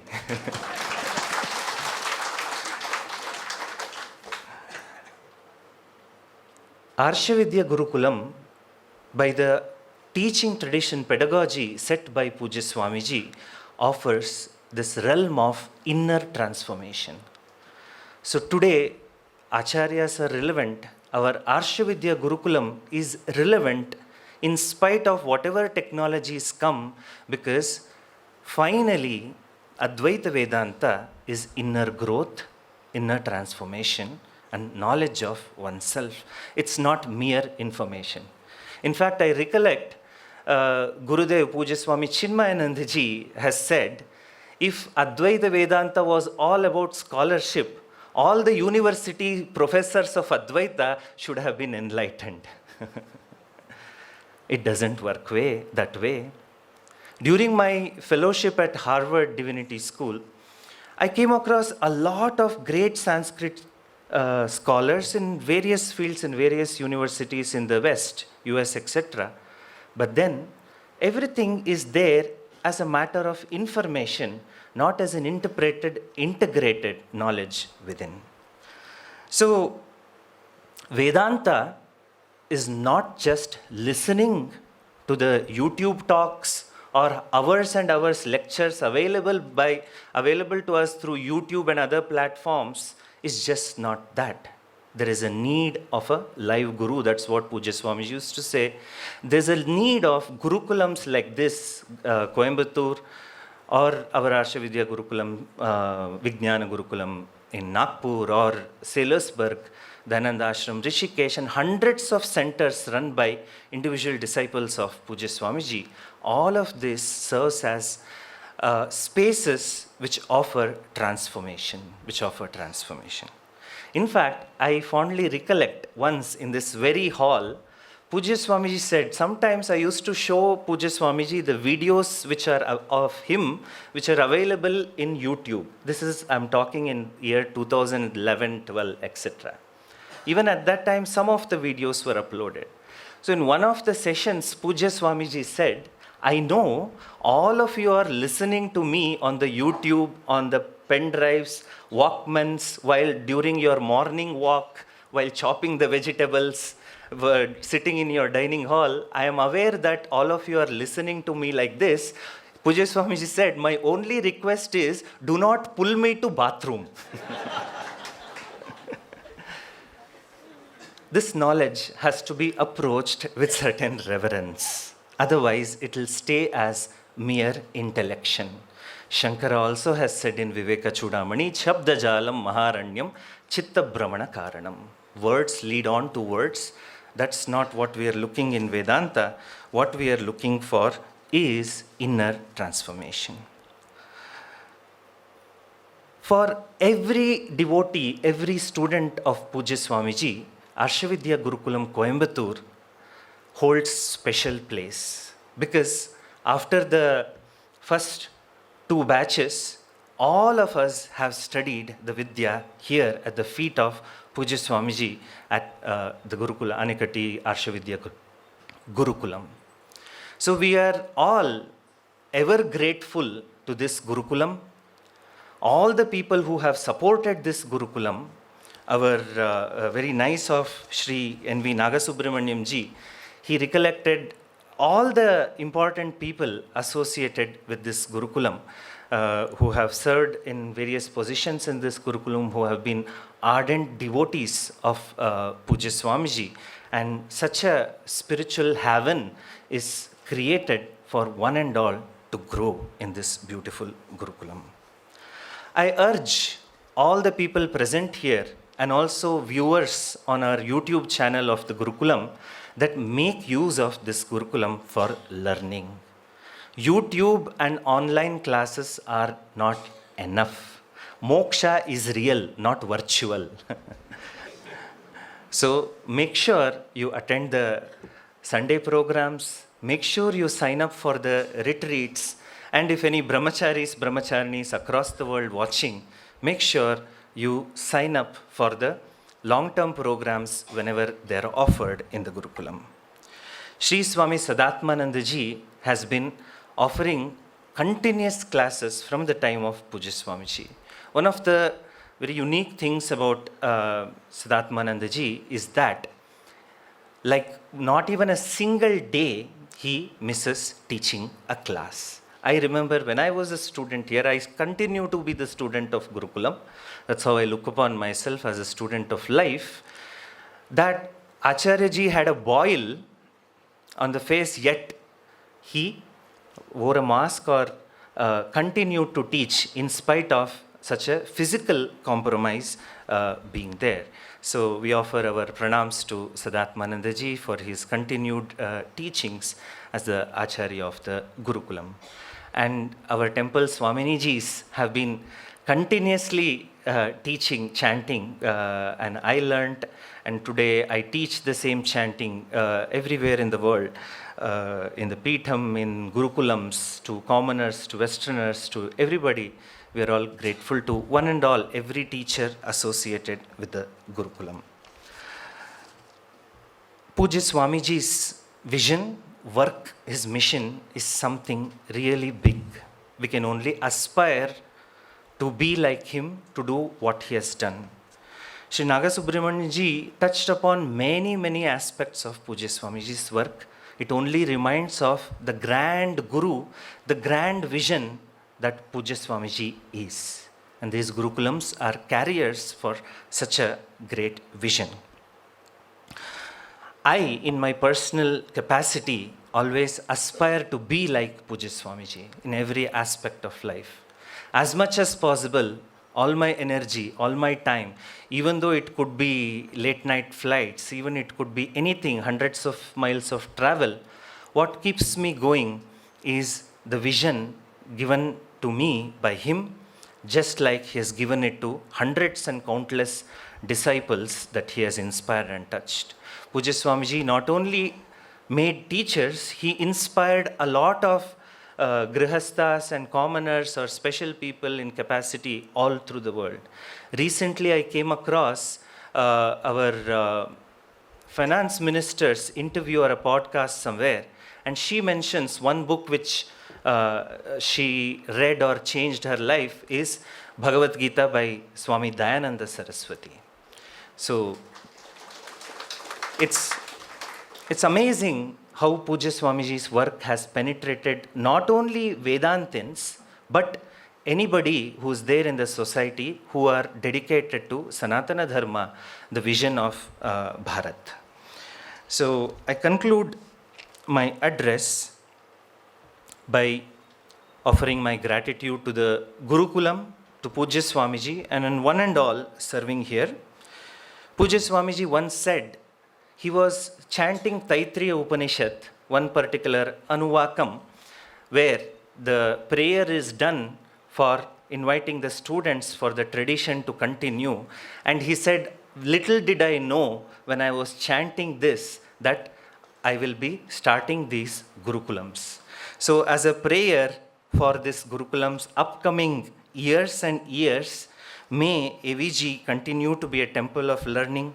May this place be a safe haven for inner reflection, a living vessel to offer the food of Vedanta to everybody who is hungry. So, with that, I'll chant a few lines. Amayantu brahmacharina swaha, vimayantu brahmacharina swaha, pramayantu brahmacharina swaha, damayantu brahmacharina swaha, samayantu brahmacharina swaha. Om Shanti Shanti Shanti. Hari Om. Thank you all. I take this occasion also to dedicate one small book that I had penned down for young adults studying Vedanta. This has been made possible by donations of Sri Ravi Sam. I offer it to Pujya Swamiji on this sacred occasions. Thank you all. Hari Om.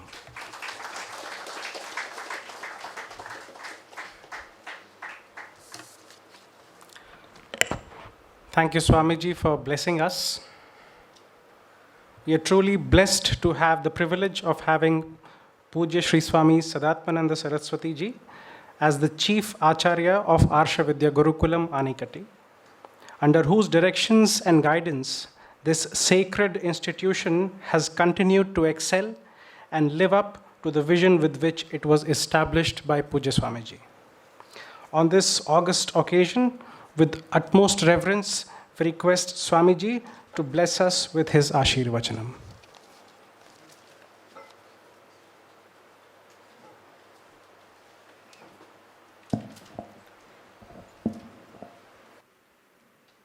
ॐ सदाशिवसमारम्भां शङ्कराचार्यमध्यमाम् अस्मदाचार्यपर्यन्तां वन्दे गुरुपरम्पराम् यस्य कृपाप्रयत्नाभ्यां स्थानमेतत्सुनिर्मितं तमेवं स्वामिनं पूज्यं वन्देऽहं सादरं मुदा यस्य कृपाकटाक्षाभ्यां शुभं सर्वं प्रवर्तते दयाराशिं दयानन्दं वन्देऽहं सादरं मुदा.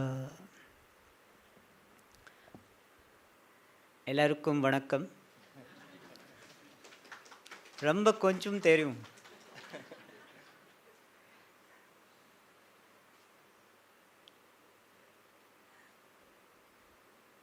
I thank all the dignitaries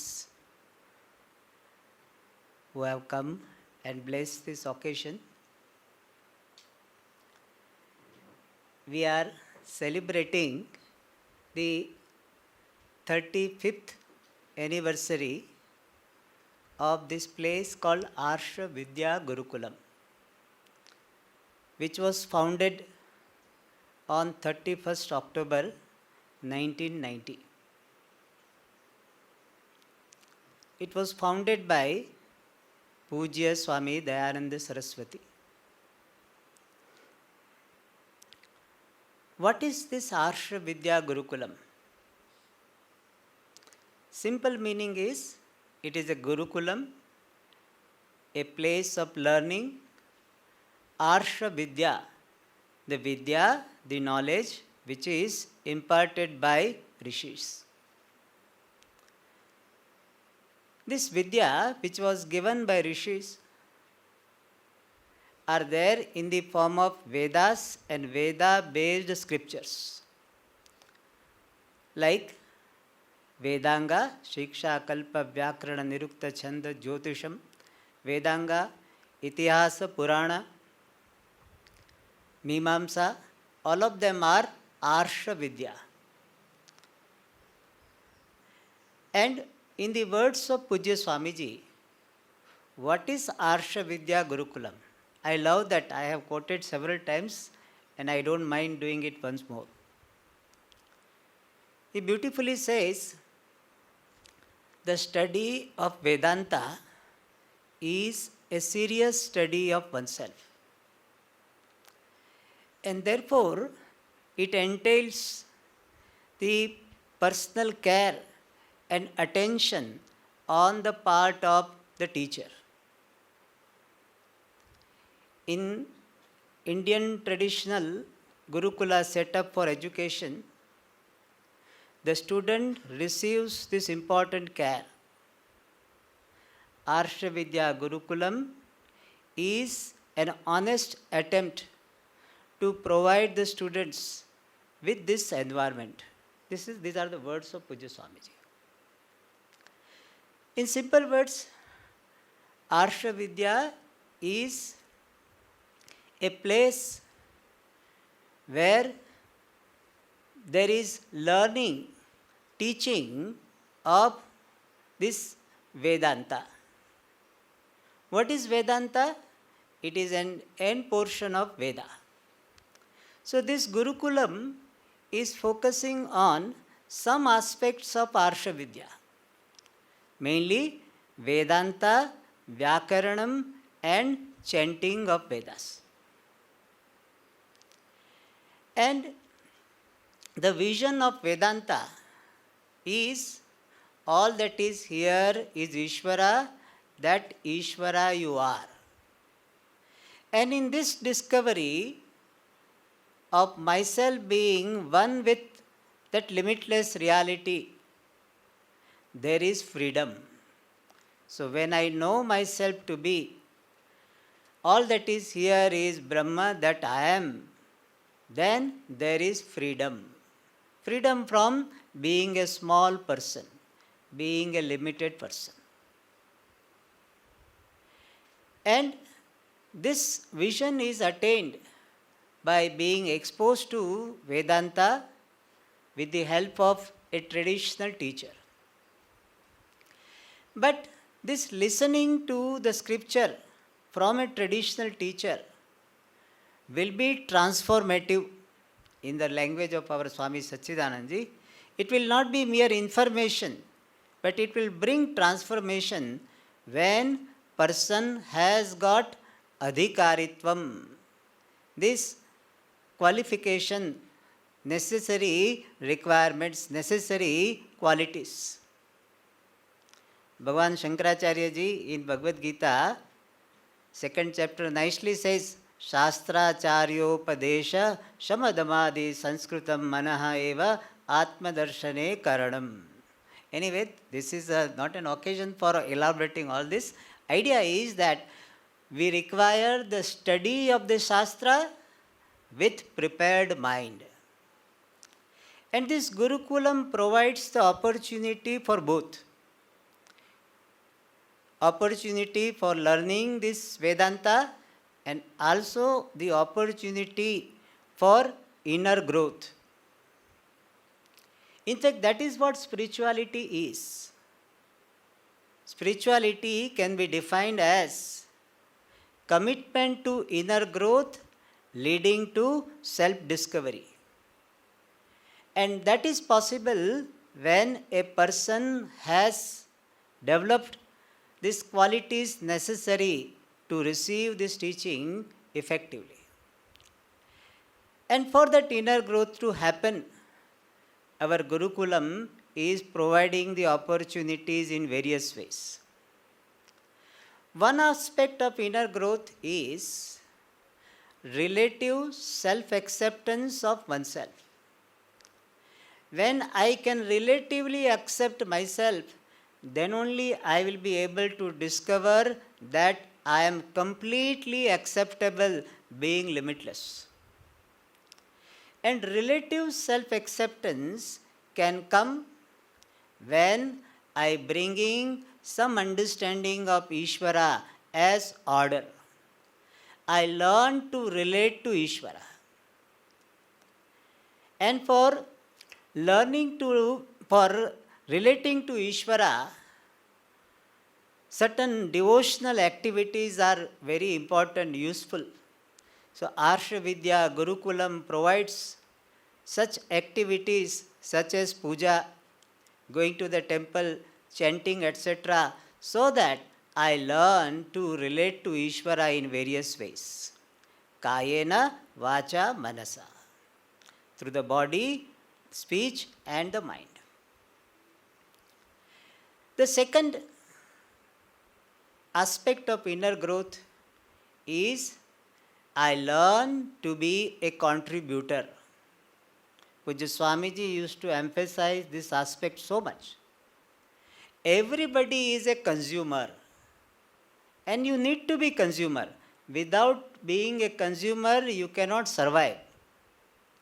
But let us not remain mere consumer. We learn to be a contributor. And in our Shastra, this contribution is presented in a model of 5 yajnas. Yajna means devotional offering. Offering with devotion. That is called yajna. And there are 5 yajnas. Deva yajna. This Arshavidya Gurukulam provides the opportunity for doing Deva yajna in the form of this worshipping the Lord, participating in puja in various ways. Deva yajna originally is in the form of homa, that also is done. But the Smriti based version of Deva yajna is puja, and that also is provided in this Gurukulam. Brahma yajna, learning the chanting of Vedas, that activity also we have started, and as a part of the course also this teaching of chanting is going on.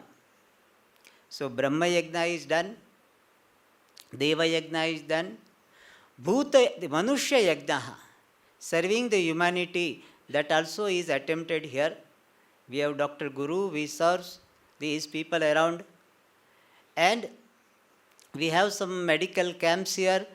Whatever way we can do, we try to do, encourage the spirit of Manushya yajna, sharing whatever you have with humanity. That is called Manushya yajna. And Bhuta yajna, we are taking care of some cows, we are taking care of plants. In fact, it was observed by our Salim Ali, that institute, that after this Arshavidya Gurukulam was set up here, the green cover has increased by 100%. Means whatever was there, it has been doubled or tripled perhaps. And thus, we are taking care of all yajnas. Pitru yajnas, we encourage people to do Shraddham, Tarpanam, etc. And some occasions, our priest will help them. And some people, they want to do Godanam, etc. in the memory of their parents. For that also we help.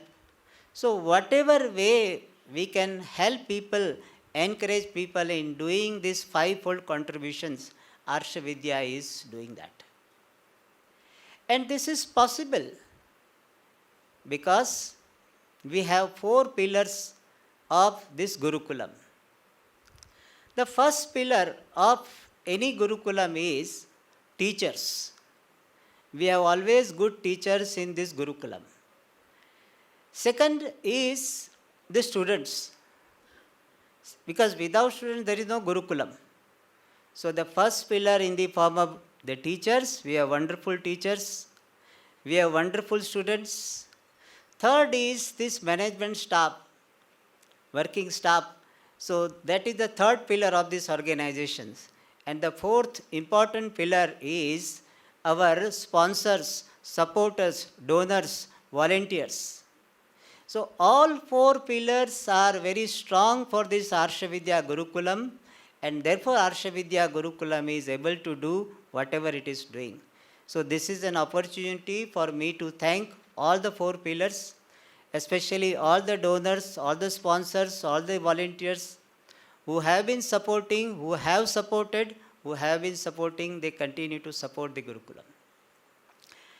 And below these pillars, the foundation of this Arshavidya Gurukulam, which gives the strength, is the grace of Lord Dakshinamurti, all Sthana Devata, and the blessings of Pujya Swamiji. Because of this foundational strength alone, this Gurukulam stands and continues to do its activity. So, I thank all, I pray for all. Thank you all. Namaste. Thank you, Swamiji, for blessing us. Our heartfelt gratitude to all the Swamijis for their words of blessings. Now, may I request Shri S.B. Venkatraman, Manager, Arsha Vidya Gurukulam Anikatti, to kindly deliver the vote of thanks.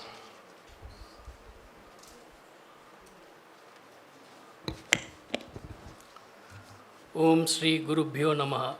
On behalf of everyone present, I would like to express our heartfelt gratitude to our Acharyas for their blessings and guidance, and my humble pranams to our Chief Acharya, Swami Sadatmananda Saraswati, Swami Jagatatmananda Saraswati, Swami Sachidananda Saraswati, Swamiji, Swaminis, distinguished Chief Guest, Trustees of Shruti Seva Trust, my dear AVG staff, SDJ employees, Sevaks, students of the ongoing Vedanta course, teachers and students of Swami Dayananda Saraswati Veda Pathashala, respected guests, devotees and visitors.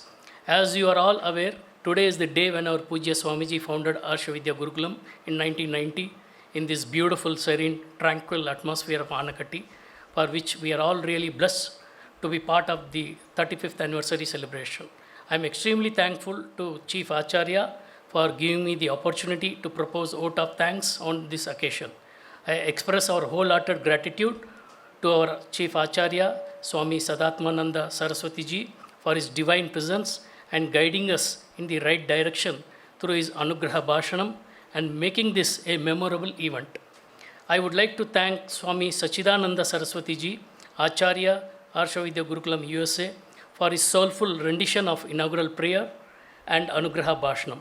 I take this opportunity to earnestly thank Sri N.V. Nagasubramanian, Chairman of Bharati Vidya Bhavan, Coimbatore, for accepting our invitation and gracing today's function and also delivering the keynote address as the chief guest of the day.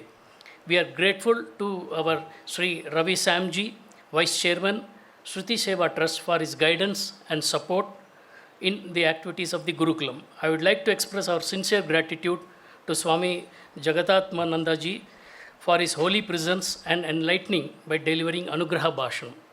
I extend my sincere thanks to Sri Ravi Venkatraman, Secretary, Shruti Seva Trust, for accomplishing many responsibilities by multitasking and presenting the Gurukulam report. My special thanks to Dr. R. Parthasarthi, Chief Medical Officer, SDJ, for presenting SDJ Ayurveda report. We are very much grateful to all the Swamijis and Swaminis, particularly Swami Vedarthananda Ji, Swamini Sardananda Ji, who have been a driving force for all the temple and ashram activities with their holy presence. We are also thankful to Srimati Pavitra Srinivasan for enlivening the gathering with her excellent dance performance.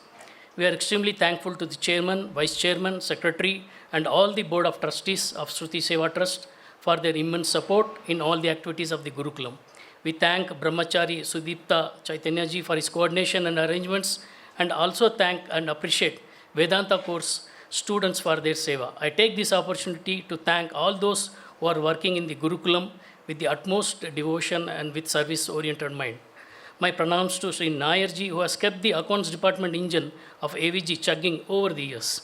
I would be failing in my responsibility for not giving due credit to the entire staff of AVG, particularly Sri Ramachandran, Sri Muthukumar and his maintenance team, Srimati Tangamani and her housekeeping team, Sri V. Jagannathan PRO, Sri Ramaswamy, Sri Sridhar, temple team led by Sri Rambhat, Sri Ayyappan and his kitchen team, and also the security personnel and entire support staff of Gurukulam. A special mention of the immeasurable contributions to the ashram from Brahmachari Kumara Chaitanya Ji, Dr. Guru Maharaj, Dr. Sharada, Srimati Rukmini of Dayananda Health Dispensary. We express our gratitude to all the AVG employees, SDG employees, Seva persons, students of one-year Vedanta course, devotees, and other distinguished guests who have made this anniversary a grand success. Namaste, Hari Om.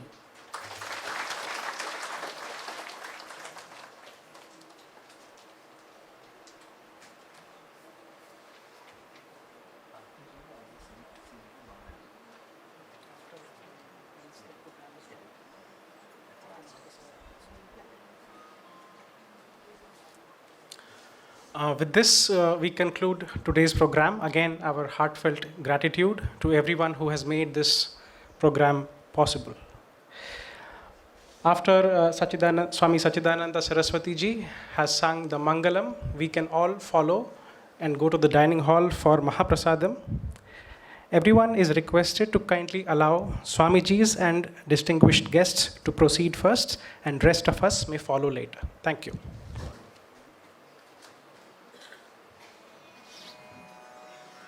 Before the Mangalam, I forgot to offer my greetings to Swami Jagadatmanandaji, my Hari Om to him, Hari Om to so many people. Ramanji, I see, S.N. Venkataramji from Coimbatore is here. I can go on. This is a Mangalam that Pujya Swamiji used to love, and he used to make me sing in every satsang each day. So just that in order to cherish those memories, I'm sharing this Mangalam with all of you. You may repeat after me.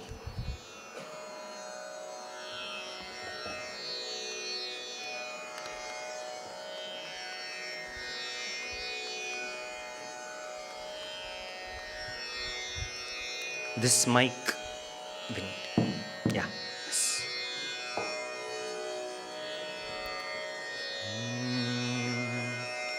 Shankaraya Shankaraya Shankaraya Mangalam.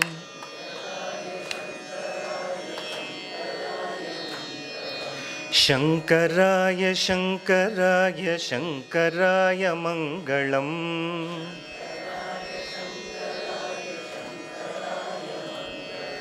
Shankari Manoharaya Shashvataya Mangalam.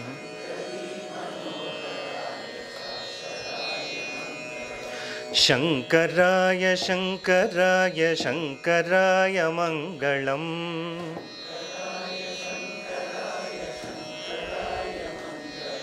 Shankari Manoharaya Shashvataya Mangalam.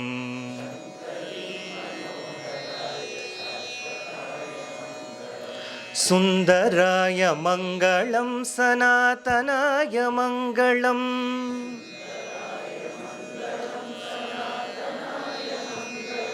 Chinmayaya Tanmayaya Sanmayaya Mangalam.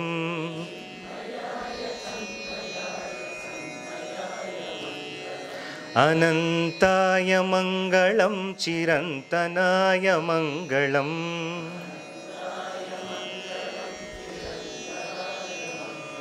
Nirantaraya Mangalam Purandaraya Mangalam.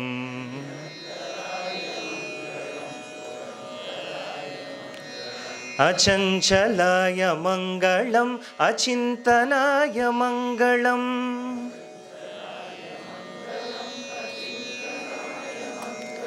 Jagat Shivaya Mangalam Namah Shivaya Mangalam.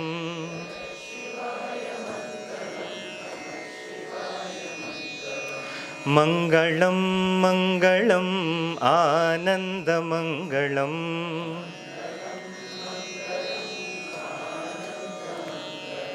Mangalam Mangalam Ananda Mangalam.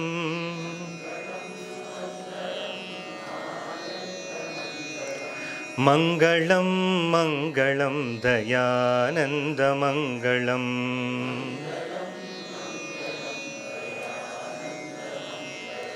Mangalam Mangalam Dayananda Mangalam.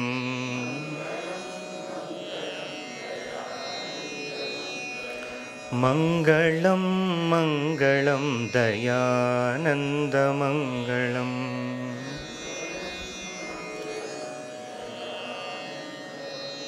Mangalam Kausalendraya Mahaniya Gunabdhaye